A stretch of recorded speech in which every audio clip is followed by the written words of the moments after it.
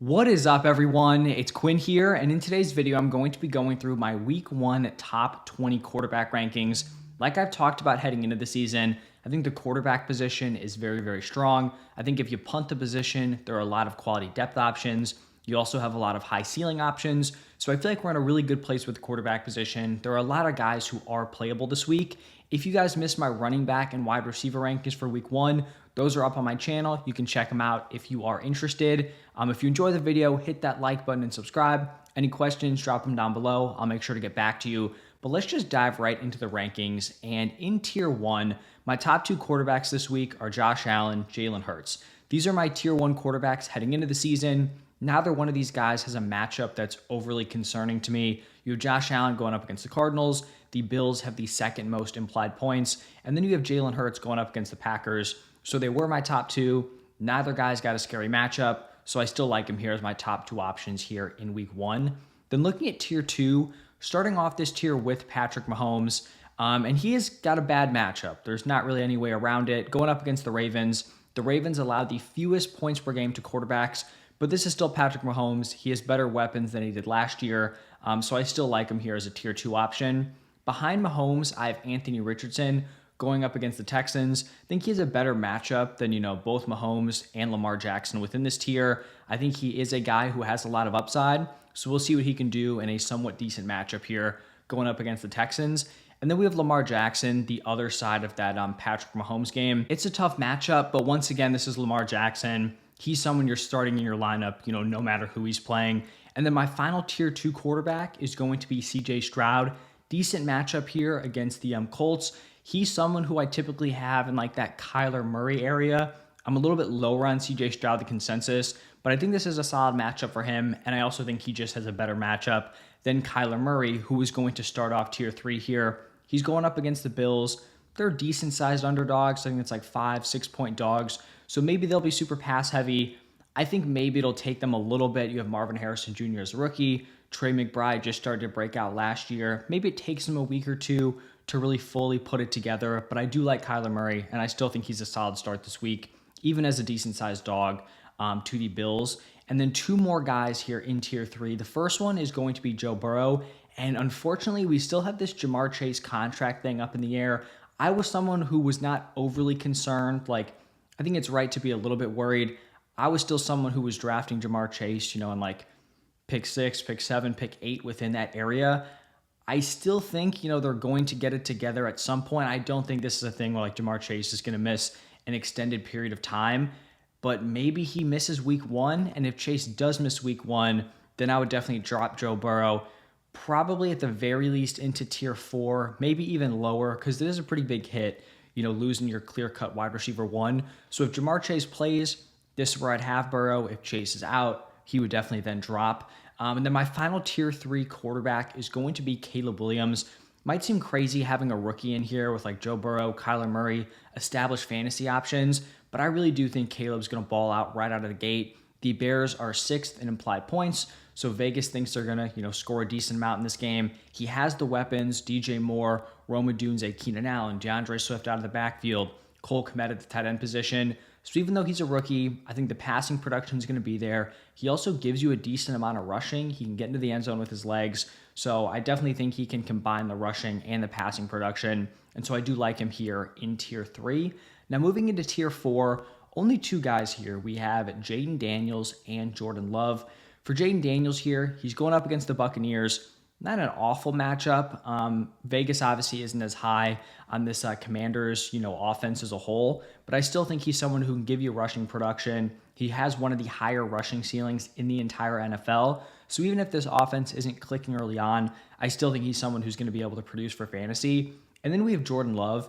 And this Eagles defense was actually one we were really looking to attack last year for quarterbacks. They came into the year, being regarded as one of the best defenses in the NFL. They really struggled to stop opposing quarterbacks last year, but they've made some changes. I do think we're going to see a bounce back. So I don't think this is any longer like a smash matchup where we're like heavily targeting the quarterback. I think Jordan Love is a fine play if you have him, but I don't think he's like a must-start option just because he's going up against this Eagles defense.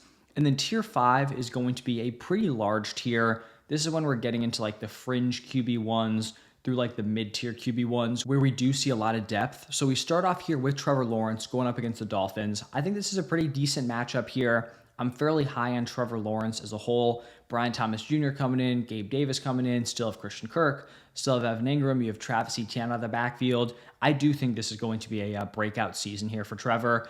And then we have Jared Goff going up against the Rams. And this is definitely more of a matchup thing. I'm a little bit lower on Goff than consensus. I just think season long, he doesn't come with a ton of upside because he's pretty much giving you nothing with his legs. But the Lions are going to score points in this matchup. They have the most implied points going up against the Rams. So I think he's going to have a big passing day. Then we have Tua going up against the Jaguars. Another situation where I think the Dolphins are going to put up points. They have the third most implied points. I kind of throw Tua in that same, I guess, like area with Jared Goff where they're going to give you solid passing production. The rushing is not going to be there, which is going to limit their upside. But I think this week they're both decent plays. And then we have Matthew Stafford on the other side of that Jared Goff game. This Detroit defense really struggled to stop opposing quarterbacks last year. I do think they're going to be better. I don't think it's like, a guaranteed top matchup, but I think Stafford will be fine. I'm higher on Stafford than consensus just overall. I like the weapons, the 1-2 punch of Puka Nacua and Cooper Kupp. I think he's going to have a nice season and be a fairly reliable, like higher end QB2 play.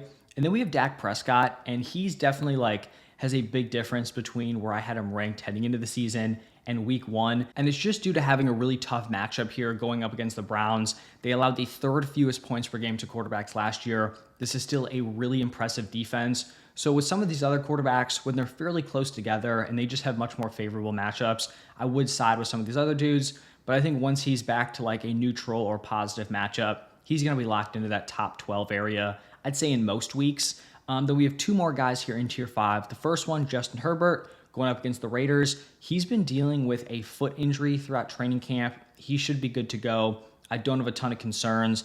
Not a terrible matchup here. I'm higher on Herbert than most.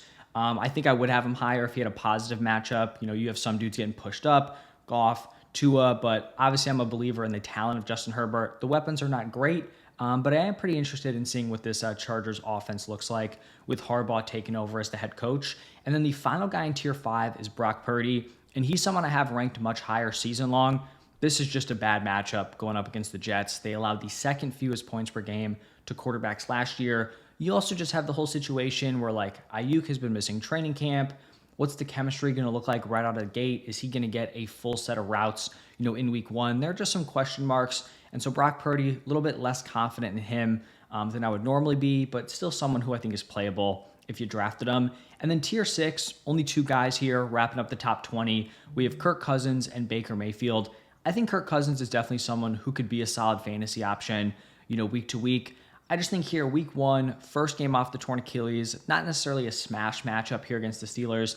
I'd be a little bit weary playing him, but if you punt to the quarterback position, he's your top option. I think you'll be just fine. And then the final guy here, Baker Mayfield, someone who I'm not overly high on for fantasy, but I think he just draws a really solid matchup this week. Going up against the Commanders, they allowed the second most points per game to the quarterback position last year. He has the weapons with Mike Evans, Chris Godwin, a solid offense around him. Very interested to see how this offense looks with Dave Canales gone under a new offensive coordinator. So I think that'll be interesting. But that is going to wrap it up here for my top 20. Like I said at the top, quarterback position, very, very deep. You have those elite options up top. You also have a lot of depth from pretty much quarterback 12 through 18, 19 guys you're getting in the later rounds that I still think are definitely playable this year. So that's going to wrap it up for my top 20. If you missed the running backs, wide receivers, go check those out. If you have any fantasy questions, you can drop them down below. But thank you all for stopping by, and I will see you in the next one.